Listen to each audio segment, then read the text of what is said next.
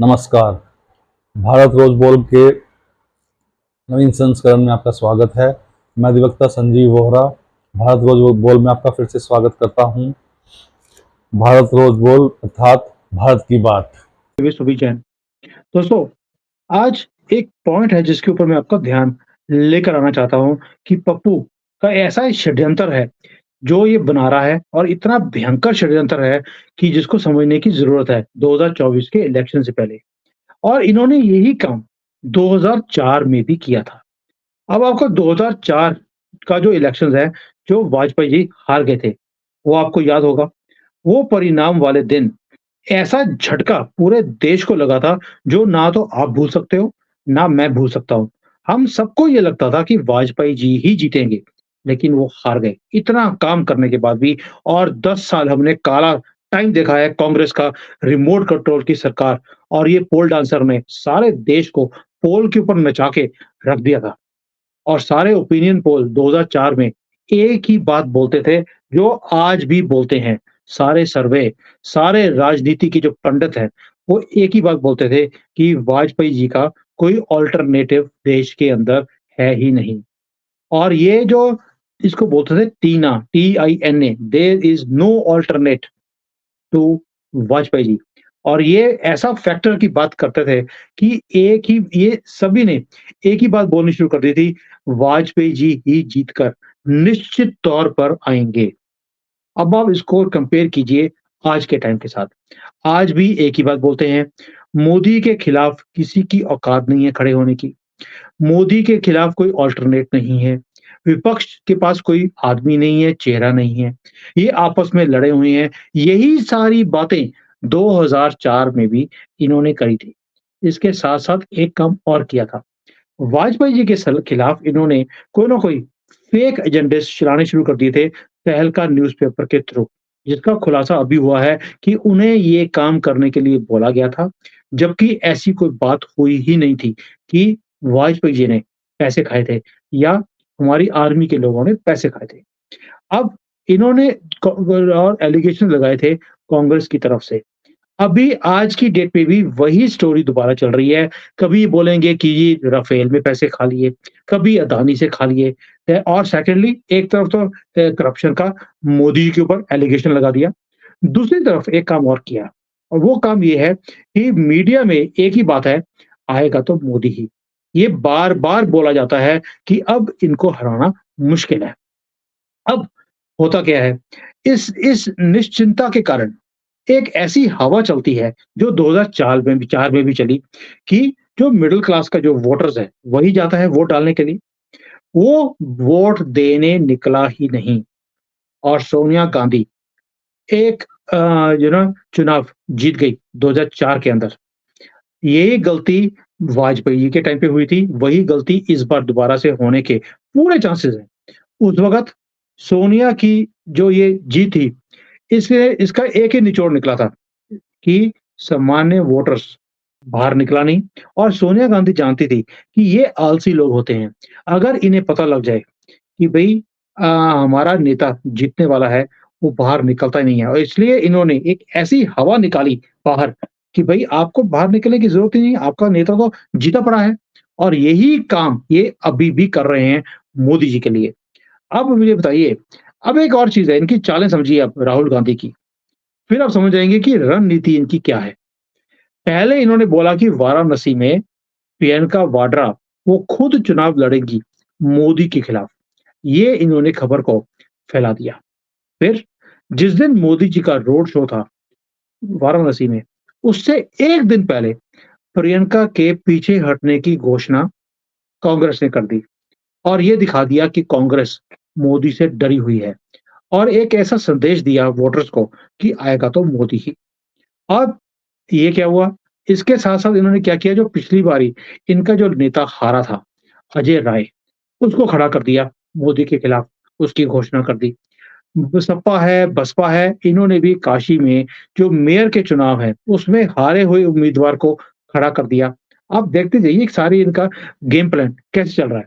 और जो मोदी विरोधी पत्रकार हैं, वो संजीव श्रीवास्तव हो, नलिनी सिंह हो, नीरजा चौधरी हो, या जो कांग्रेस के समर्थन के लोग हैं, सुमन रमन जैसे, ये अचानक एक ही बात बोल रहे हैं, मोदी की जीत तय है और इसका इंडिकेशन उन्होंने बार-बार अपने वीडियोज़ में देना शुरू कर दिया।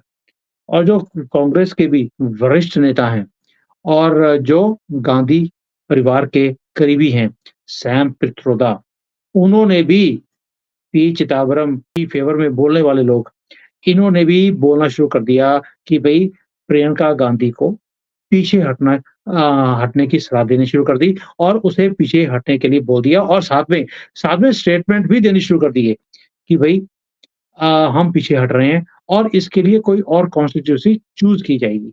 यानी कि ये संदेश देने की कोशिश कर रहे हैं कि प्रियंका और कांग्रेस मोदी से डरी हुई है क्योंकि मोदी ने जीत कर आना ही है। अब सवाल ये है कि क्या ये सब कुछ अचानक अपने आप हो रहा है या फिर कोई योजना के तहत ये सारे जो चुनावी रणनीति है, उसका ये पार्ट है, ताकि जो वोटर्स हैं, वो खुश हो जाएँ और वो खुशी-खुशी में वोट देने जाए ही नहीं। क्या ये वो प्लान नहीं है जो 2004 में भी ये सफल हो गए थे और ये प्लान सोनिया गांधी का खुद का बनाया हुआ था। पप्पू के तो बस की बात नहीं है प्लान्स को बनाना, ये सोनिया की चाल थी। अब याद रखिए ये, जो वाजपेयी थे, वो इसलिए नहीं हारे थे कि वो पॉपुलर नहीं थे, बल्कि वो इसलिए हारे थे कि जो मिडल क्लास वोटर है, उसको जीत निश्चित दिखी और वो छुट्टियाँ मनाने चला गया और वोट देने निकला ही नहीं। और जो मोमिन थे, उन्होंने अपना नेता चुन लिया जिसका नाम था सोनिया गांधी। और वो कहानी आपने सुनी होगी, जो हमने बचपन में सुनी है कि एक राजा ने अपने राज्य को अकाल से बचाने के लिए एक अनुष्ठान किया था।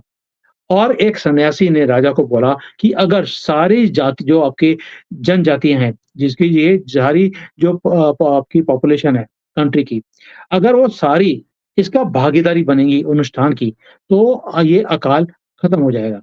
तो उन्होंने कहा कि राज्य का हर व्यक्ति अगर यदि कुएँ में से 1 लोटा दूध कुएँ में 1 लोटा दूध का डालेगा, तो यहाँ पर अकाल खत्म हो जाएगा। तो राज्य में ये मैसेज पहुँचा दिया गया। अब सब लोगों ने सोचा कि सभी वहाँ पे दूध डालेंगे, मैं 1 लोटा पानी डाल देता हूँ, तो फ़र्क क्या पड़ेगा? किसी को क्या पता लगना है? और ये चीज़ सभी ने यही सोची और अल्टीमेटली हुआ क्या? कुएँ के अंदर दूध निकला ही नहीं, सिर्फ़ पानी निकला और वो अनुष्ठान विफल हो गया था। यही सोचकर कांग्रेस यही सोच पैदा भी कर रही है और ये पैदा करना भी चाहती है कि मोदी की सरकार तो निश्चित ही आएगी। फिर यदि एक आधे आदमी वहाँ पर वोट देने नहीं भी जाएगा, तो क्या फ़र्क पड़ता है? ये लोगों के दिमाग में ऑलरेडी आना शुरू कर दिया। कई लोगों से मेरी बात हुई है, वो बोलते हैं यार आएगा तो मोदी ही, आप चिंता क्यों करते हो? चिंता इसलिए है बिकॉज़ ये जो षड्यंत्र है, पप्पू का, पोल डांसर का, ये आप समझ नहीं पा रहे हो।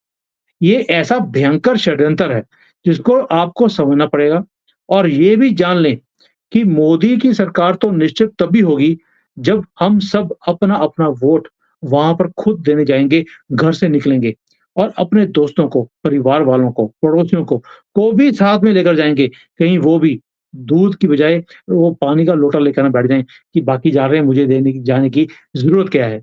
आपको अपना-अपना 1 लोटा दूध इस यज्ञ में डालना ही पड़ेगा। अगर आप राष्ट्र के लिए ये राष्ट्र के लिए या एक कर्तव्य आपके दिमाग में है क्योंकि वोट देना भी एक देशभक्ति है, वो भी एक हमारा कर्तव्य है। मेरी बात आपको ना आज गाँठ बाँधनी पड़ेगी आपको कि भई जो 2004 में हमने गलती करी, उसके कारण 10 साल हमने काला टाइम देखा और देश हमारा कभी भी लुढ़क सकता था, फ्रेजाइल 5 में आ गए थे हम लोग। और ये देश का ये हाल था कि दुनिया ने जो सक्सेस स्टोरी थी भारत की, उसको सोचना ही बंद कर दिया, हमारी तरफ देखना बंद कर दिया और उन्हीं 10 सालों में चाइना 3 ट्रिलियन से 15-16 ट्रिलियन पे पहुँच गया। आप सोच के देखिए, जितना भारत को इन्होंने कमज़ोर किया, उतना ही इन्होंने कांग्रेस ने चाइना को शक्तिशाली बनाया और आज चाइना आँख में आँख डाल के बात करता है पूरी दुनिया के साथ। क्यों? क्योंकि वो नींव उसकी स्ट्रॉन्ग बन गई उस 10 सालों में। दोस्तों, ये जो षड्यंत्र है, ये इतना भयंकर है, इसको समझें और अपने आप को निश्चित करने से जो अपने दिमाग में आपने निश्चित कर लिया कि चिंता मत करो, आएगा तो मोदी ही। इस कीड़े को आपको बाहर निकालना पड़ेगा क्योंकि ये इतना बड़ा षड्यंतर है ऑपोज़िशन की तरफ से, स्पेशली कांग्रेस की तरफ से और हमारे लिब्रांडुओं की तरफ से।